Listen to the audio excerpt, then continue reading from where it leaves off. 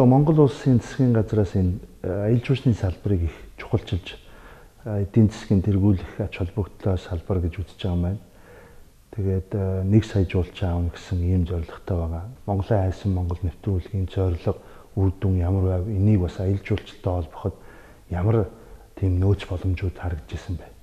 Үе үеийн засгийн газар л аялал жуулчлал бол ингээд л манай маш чухал анхаарал тавих хэрэгтэй тэргүүлэх зэргийг чиглэлгээл яддаг тий. Тэгээд 1 сая жуулч гэдэг тоо бол бас шинэ тооч биш шүү дээ. Өмнө нь яригдчихл байсан. Тий. Бид нэр 1 сая жуулчныг холоос биш ойроос л хайх хэрэгтэй юм шиг. 17 орчим сая Монгол угсаатан гэж хэлээ да. Энэ бол бүр маш олон угсаатны бүлэг шүү дээ.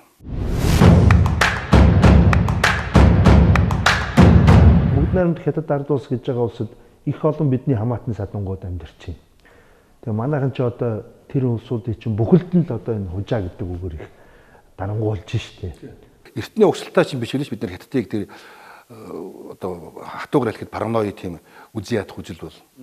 За хойд талд байдаг бид нартай одоо хаяа хөв ахын дүүс байдаг бүрээдүүдтэйгээ бас бид нар тийм ч бас энгийн одоо ухамсарын төвшөнд таатаагаар одоо гихгүйгээр нэг тийм Оросын дагуул тий нэг одоо баг цаад Оросын дээр ч шиг тий одоо 8 арилжаа ихэд бол тэгсэн маягтай.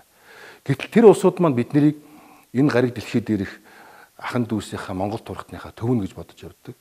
Өвөл Улаанбаатар ч баг турхчтай амралтаар бол урд чиглэлийн онгоцны тийз олддог болсон юм байна шүү дээ. А тэгээ явж итэл тэнд нь одоо чамааг оруулахгүй чи миний өвгдөөц нутаг дээр юу дан шуучилж явна гэх мэтээр чи чинь нөгөө 800 жилийн өмнө бидний гэж хятсан хүний үр сад байна ч гинүү. Тэгээ яг таны хэлдгээр тэр бум хэдэн зуун сая хүний чинь хавтгаад нь зүхээл те ойроо сайхад биднэрт өөрсдөө талгоо татрах тэр нэг сэтгэл зүйн саад хэрэм хана чөлөөлөх ёстой.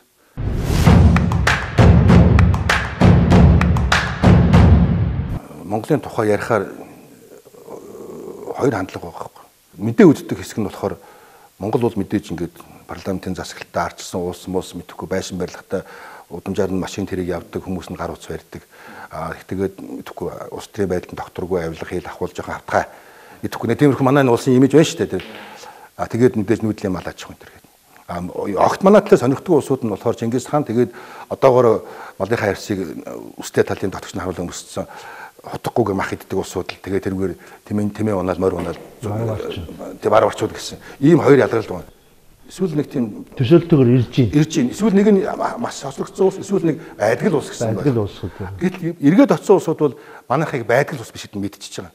Тэр нь юу гэхээр манай энэ хосолмол энэ соёл иргэншил. Улаанбаатараас ерөөсөө нэг 50 км радиус дотор бол тэс хоёр өөр улс байгаа байхгүй. Бүр өөр ертөнц, өөр улас, бараг өөр гариг байгаа байхгүй.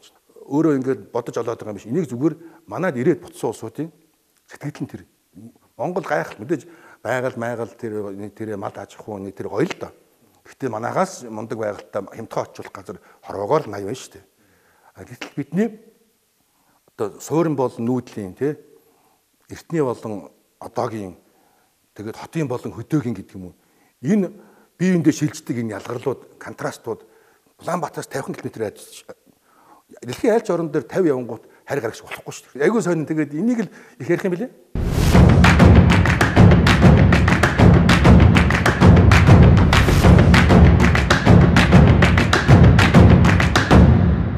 Байгальтай ийм баялаг одоо амьтдтай, амьтны сантай биологийн олон янз байдалтай газар бол тийм ч бол үлдээгүй юм байна дэлхий дээр бол. Ялангуяа ийм олон бүслүүртэй. Тусгай сонирхлын аялал жуулчлал гэж нэг том салбар байдаг юм биш. Аль болох олон зүйл ховор, тогрууг дурангаар харах. За. Болоо.